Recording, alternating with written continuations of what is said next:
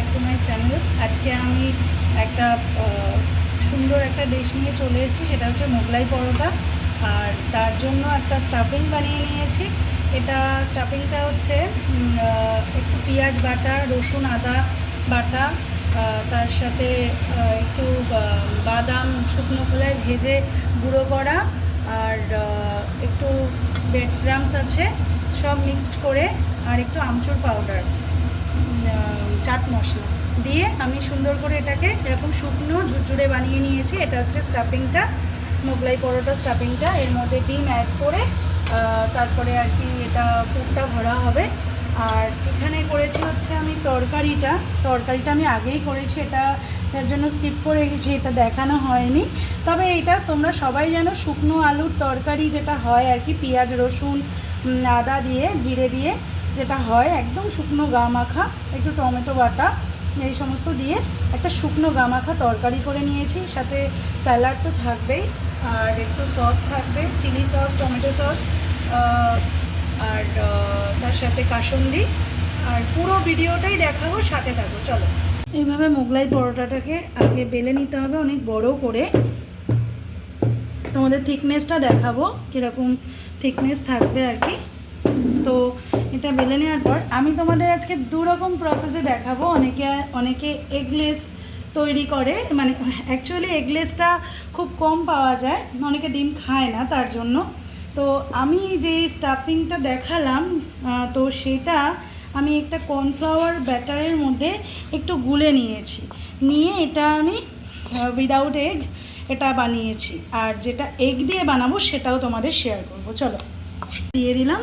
আমি দুটো বানিয়েছি, এখানে একটা ছোট হয়ে গেছে এটা খুবই, আর এটা দিয়েছি, দিয়ে আমি দুটো বানাচ্ছি এগলেস।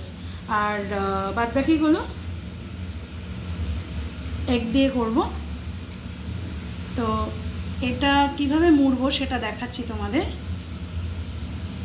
একটু স্প্রেড করে নেব, একটু স্প্রেড করে দিয়েছি, দিয়ে এবার এটাকে ফোল্ড করব। তো দেখো কিভাবে ফোল্ড করছি।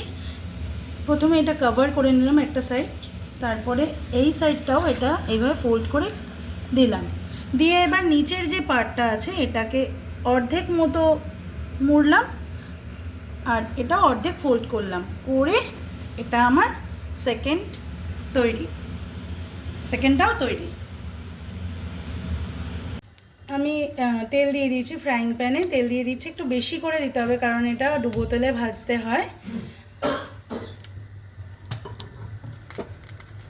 আমি একটা সাইড উল্টে দিয়েছিলাম, আর এই পাশটাও উল্টে দিচ্ছি। দেখো তোমরা দেখতে পাচ্ছ যে ভাজাটা ঠিক কীরকম হচ্ছে।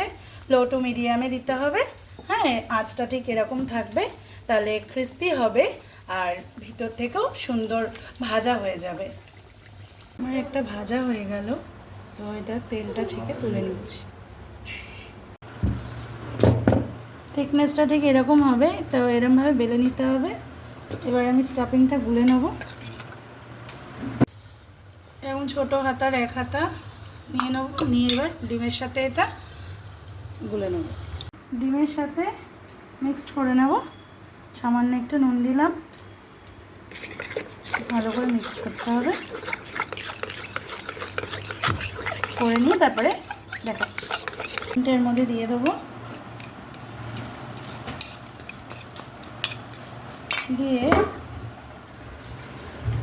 এদিক থেকে যতটা কভার করা যায় এইভাবে, এবং এদিক থেকে এইভাবে কভার করে দিয়ে নিচের পার্টটা ফোল্ড করে দেবো এইভাবে।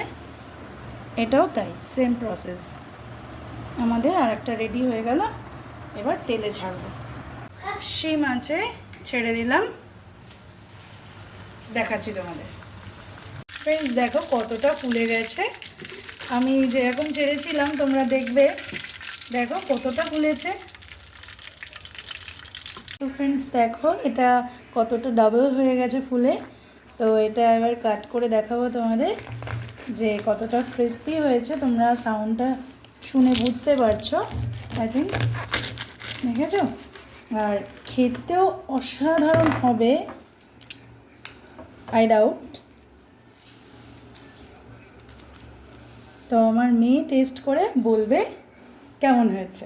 ওকে, তো ফ্রেন্ডস দেখো কতটা ফ্লাফি অ্যান্ড অনেকটা পুর ভিতরে, কোটিংটা দেখো অসাধারণ, দেখো কতটা স্পঞ্জি, দেখো তোমাদের একটু দেখাই আমি, এই দেখো। তো চলো একটু টেস্ট করে দেখা যাক, আমি আর পাচ্ছি না।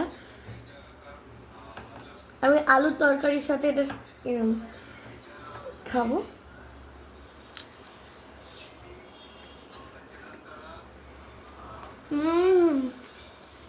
আমিও খাবো। এখন আমি আমার ক্যামেরাম্যানকে একটু দেবো টেস্ট করতে, চলো।